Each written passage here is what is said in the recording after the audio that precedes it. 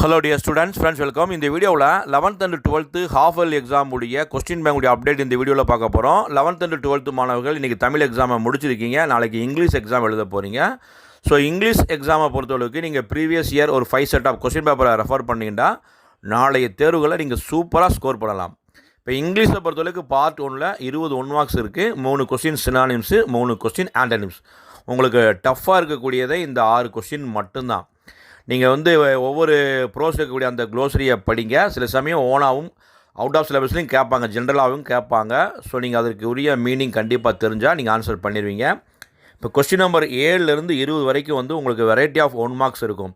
Prefix இருக்குது, expansion, compound word, British இங்கிலீஷ்லேருந்து American English convert பண்ணுறது, கிளிப்டு வேர்டு, பிளண்டட் வேர்டு இருக்குது, sentence pattern, phrasal verbs, prepositional phrase இருக்குது, polite form, suffix, linker, compound word, question tag, இப்படி variety of one marks இருக்குது.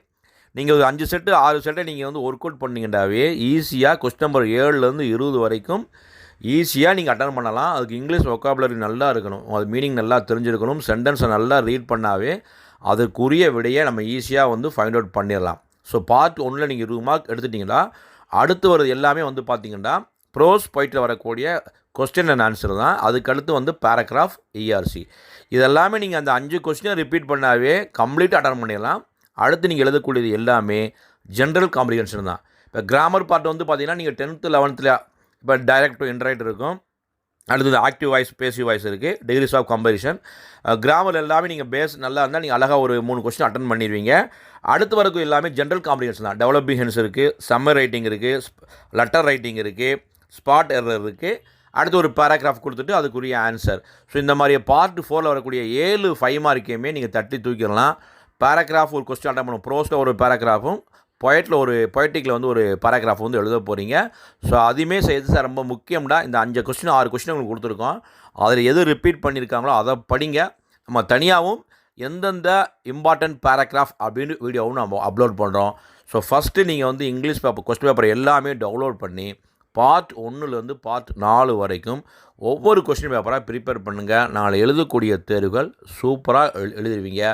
So இங்கிலீஷில் நம்ம maximum score பண்ணணும்னா English vocabulary நல்லா இருக்கணும். நம்மளுடைய ஜென்ரல் காம்படிஷன் எழுதக்கூடிய எல்லா ஆன்சர்ஸுமே நம்ம ஓனாக எழுதக்கூடிய ஸ்கில் இருந்துச்சுன்னா நீங்கள் இங்கிலீஷில் சூப்பராக எழுதலாம். இங்கிலீஷை பொறுத்தளவுக்கு லெஜிபிளாக எழுதுங்க, மிஸ்டேக்ஸ் இல்லாமல் எழுதுங்க, நீட்டாக எழுதுங்க, பேப்பர் பர்சன் சூப்பராக பண்ணுங்கள். அதேமாதிரி இந்த பார்ட் 3ல் ஒரு 3 கொஸ்டின் அட்டன் பண்ண போகிறீங்க. ஒரு ஸ்லோகனை ரைட் பண்ண போகிறீங்க, ரீஅரேஞ்ச் ஜம்பிள் சென்டென்சஸ். ஸோ இதுக்கு தான் மீனிங் தெரியும் நம்ம சொல்லியிருக்கோம். அதேமாதிரி ஏதாவது ஒரு ப்ராசஸ் கொடுப்பாங்க, காஃபி மேக்கிங், ஒரு ஜூஸ் மேக்கிங் கொடுப்பாங்க. ஒரு பேங்கில் நம்ம டிடி எப்படி டிடியை நம்ம ரிசீவ் பண்ணுறது, அதுக்கு ஒரு ப்ராசஸ் என்னென்னு கேட்பாங்க. ஒரு ப்ராவர்பை கம்ப்ளீட் பண்ண சொல்லுவாங்க. இந்த மாதிரி ஒவ்வொரு கொஸ்டினுமே எளிமையாக தான் இருக்கும். ஒவ்வொரு கொஸ்டினாக ப்ராக்டிஸ் பண்ணுங்கள். நாளை எழுதக்கூடிய தேர்வுகளை சூப்பராக எழுதுங்க. இந்த அப்டேட் பிடிச்சா லைக் பண்ணுங்கள், மறக்காமல் இந்த அப்டேட்டை உங்கள் ஃப்ரெண்ட்ஸுக்கும் ஷேர் பண்ணுங்கள்.